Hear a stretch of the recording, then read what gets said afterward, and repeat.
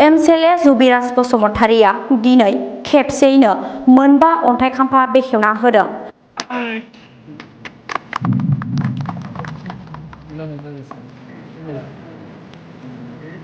BPF हान्जाया दान मोनब्रैल' सोरखार सालायनाय समावनो थांनाय 5 बोसोर इउपिपिएल हान्जानि बाहायजोबनो हायै माखासे रांफोरजों बिटिसिनि गासै मोन 40था बियाबफोराव बिटिसिनि गाहाय मावफुं सोद्रोमा हाग्रामा महिलारिनि जौगाथायनि खामानि मावनो बिथोन होनाय बायदियै दिनै अन्थाइ खाम्फा बेखेवना होयो। 9 नं बनरगाव बियाबनि सिङाव थानाय खावहिलिगुरि प्राइमारि, बंसिगाव प्राइमारि आरो बनरगाव प्राइमारि बे मोनथाम प्राइमारियाव गुडउइल मिशन, आरआइडिएफ आरो एसअपिडि स्किमनि गेजेरजों गासै मोनबा लामा बानायनो अन्थाइ खाम्फाखौ एमसेले जुबिराज बसुमतारिनि आखाइजों बेखेवना होयो।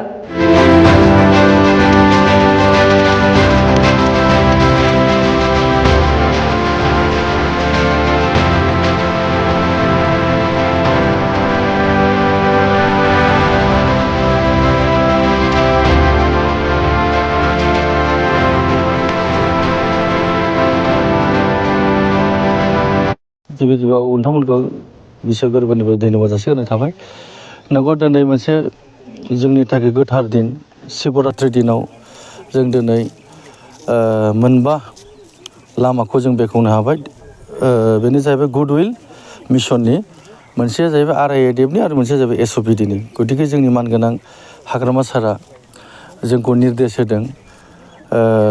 माखासे थांनाय सरकारा फैसाखौ बाहायलांनो रोङैयाव बा बाहायलांनो रोङैयाव बे फैसाखौ ओरैनो दं, बेखौ फैसाखौ रायजो राजानो होनांगौ होननानै जोंनो निर्देश होदों। गतिके बे हिसाबै जोंनि मानगोनां हाग्रामा सारा जोंनो आंनि नैबे बनगाव जोंनि समस्तियाव मोनबा गुडउइलनि लामा हरदों। आं दिनै बेखौ दावलिगुरि प्राइमारि आरो बंसिगाव प्राइमारि आरो बनगाव प्राइमारि मोनथाम प्राइमारियाव जों मोनबा लामाखौ मावफुंसारनो हाबाय बा जोङो दिनै फाउन्डेसन खालामनो हाबाय। बेखौ आं गिबियाव जोंनिनो मानगोनां सारखौ आं धन्यबाद होयो। बिथाङा जे जोंनि रायजो राजानि लुगैनाय बा माबाखौ मोनफानिफ्राय मोनफा सुफुंगासिनो दं। आं सारखौ गोसो गोरबोनिफ्राय बनगाव समस्तिनि जानानै सासे एमसिएलए जानानै आं सारखौ रोजा रोजा साबायखर होयो। नैबे आं दिनैहाय जों जे मोनथाम प्राइमारियाव जों लामा बेखेवबोदों, बाहायबोथ' इउपिपिएलनि मानसि दंमोन बै थांनाय 5 बोसोराव 5 बोसोराव। बिसोर मानो होनो रोङाखै? बिसोर गावसिनि मानसिनो मानो सहाय खालामनो रोङाखै? बे सहाय खालामनो रोङै, खामानि मावनो रोङै, खिन्थु बिथांमोना 2025आव सरकारनिफ्राय गोजानाव थानो गोनां जादों। मावनो रोङाखै निस्सय बिथांमोना। बहाय पाब्लिक डेभेलपमेन्टआ मा जिनिस निस्सय बुजिनो मोनाखै बिथांमोना, बा रोङाखै। जों रोङाखैनो बुंनांगोन।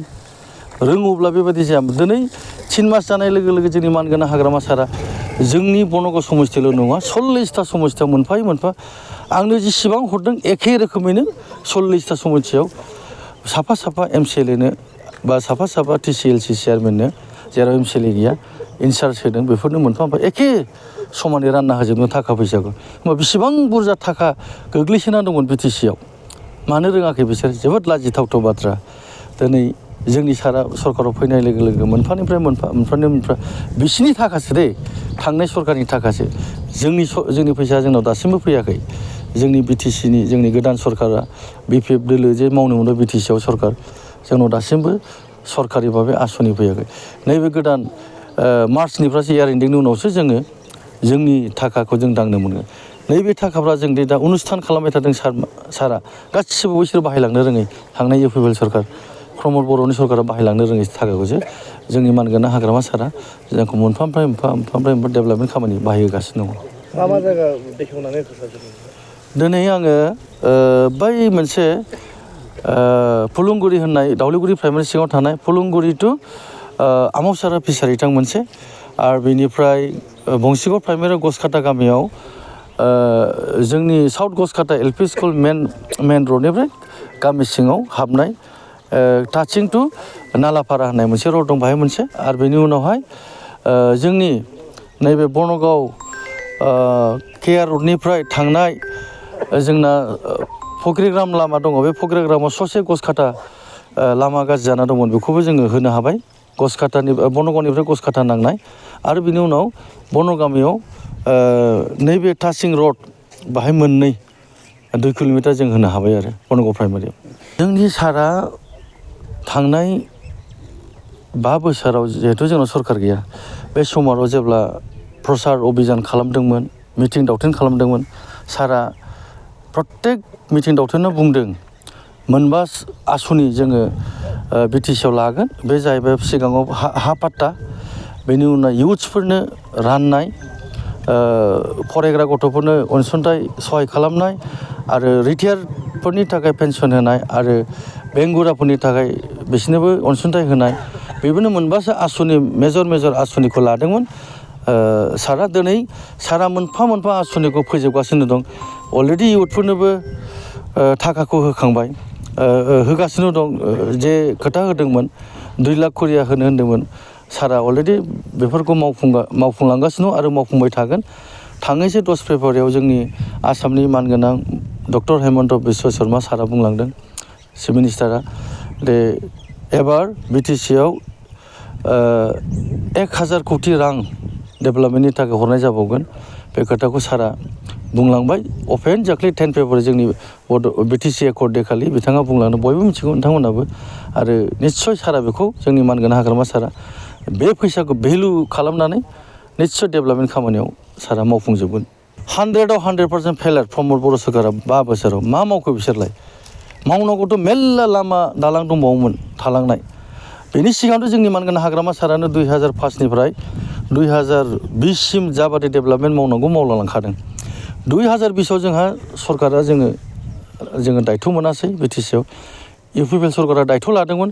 जोंनि मानगोनां हाग्रामा सार मावखांनायखौसो बिथांमोना फिथा हास'बाय थादों। गोदानै जेबो अनुस्थान खालामाखै।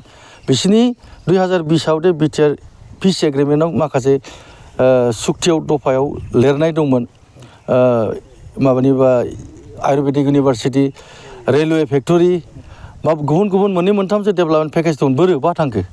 मानो रोङाखै बिसोरलाय मावना लाबोनोलाय? बेखौ जोंनि मानगोनां हाग्रामा सारासो मावफुंनो हागोन। नायबाय थाबानो जाबाय। दिनैनि दिनावथ' जों थांनाय 2025नि बिटिसिनि बिसायख'थ' जे महर मोनबाय, निस्सय बिनिफ्राय आरो जोंहा साबसिन महरखौ जों एसेमब्लियाव आसाम बिधान सभानि इलेक्सनाबो जोंनि थाखाय खाफाला बरादा रोखा दंखायो। जोङो जेसेबां समस्थियाव जों बिजाथि होगोन, जों मोनफ्रोमबो समस्थियाव जोंनि बिजाथिया देरहासार जागोन। गासिबो जेराव होगोन बाहाय देरहासार जागोन। खयथा होगोन आं बेखौ मिथिया, खिन्थु जेराव जोंनि बिपिएफ दोलोआ बिजाथि होगोन बे बिजाथिया साफा देरहाजोबगोन। जोंनाव जेननाय गैला।